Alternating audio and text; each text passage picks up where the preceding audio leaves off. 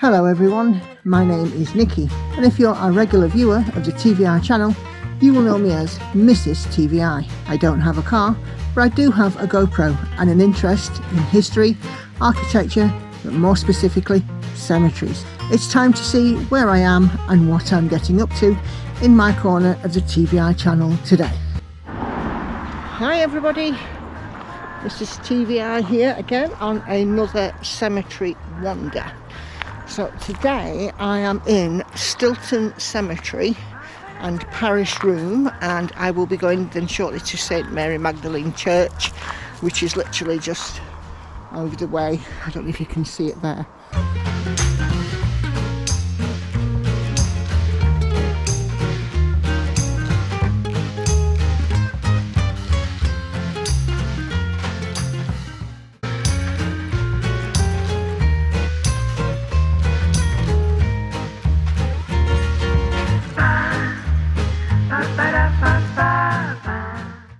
So the first thing that's in here is that we have this lovely building.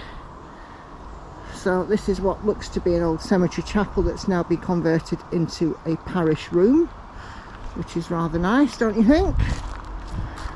And then just here on the wall there is a sundial. So this cemetery is quite old. There's a lot of old graves in here.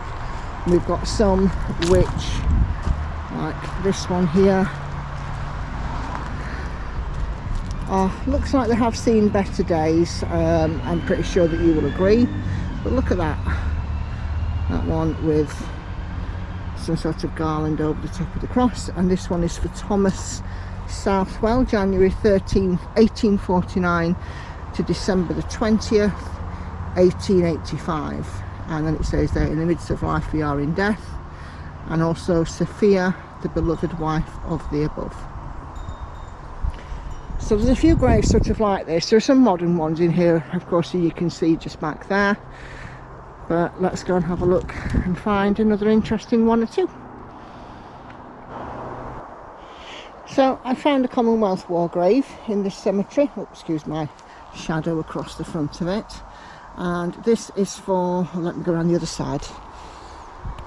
Try around the other side, it might be a bit better. Might be more able to read. So this is for a pilot officer, J.M. Fisher, BA, pilot, Royal Air Force, 25th of January 1942, aged just 23. So that's the only Commonwealth War grave that I've seen in here as yet. But still a little bit more of this small cemetery to explore. So just around this bottom sort of section here, I have found, these are the backs of the graves by the way, I found one or two interesting ones in another war grave which is literally just right here. And this one is another, well, this one is Gibraltar. DJ Cullip, Northamptonshire Regiment, 26th of January 1921, age 39, a private. I've just seen as well this one, in the middle of the picture with the crown on top of it. There's got to be a story for that one. Let's go take a look. Okay, so I'll come a bit closer. Can see that there's a crown on top of this crown, and it looks a little similar to St Edward's crown.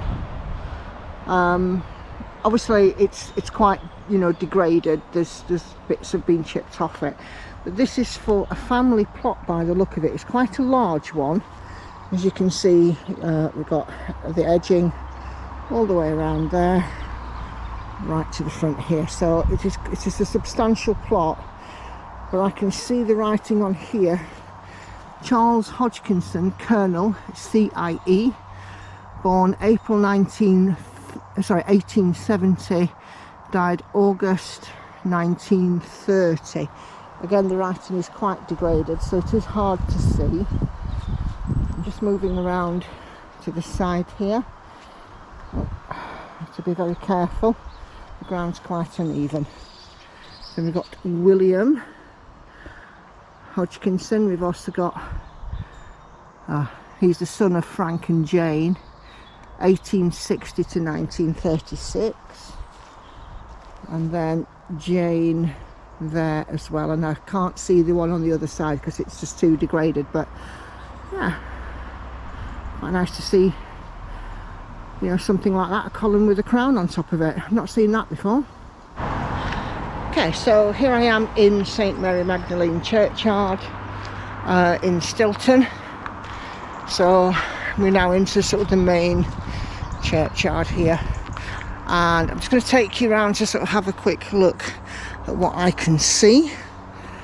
And then look at those, some older graves there, and there's a newer garden just at the back of them around here, and then the path that leads up to the church here. Sure, as you can see, we've got lots of tall stones that are quite fairly tightly packed, but the writing on these ones is very degraded. There's very little that I can see. I mean, just coming up to this one here, it just says sacred to the memory. I think it says John something, but I can't make out the rest of the words. Time and the weather has done it no favours. But let's go and have a look in the church as well, if we can. Hello, fancy meeting you here. Ah, somebody else that's armed with a GoPro. That would be me. So, looks like we've got company for this next bit. I may as well. Yeah, well, we can't get into the church, unfortunately, but we can still have a look at some of these older memorials here. And again, just, we've got some massive tombs. Andy, just go stand at the side of that one so we can see just how big it is. There you go. You see, Andy's 5'8", so that is quite some tomb. And then there's another one behind there that's about the same height. But unfortunately, again, these are both so old.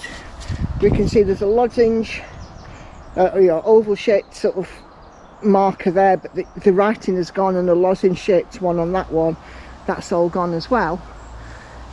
But then when we look to the side of it, we've got one here which we can read.